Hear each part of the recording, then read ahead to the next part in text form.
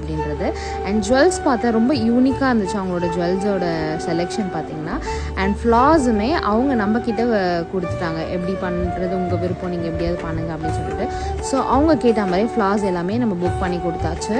And அவங்களோட makeover பார்க்கலாமா? சிவந்து நிற்கும் செந்தேனே என்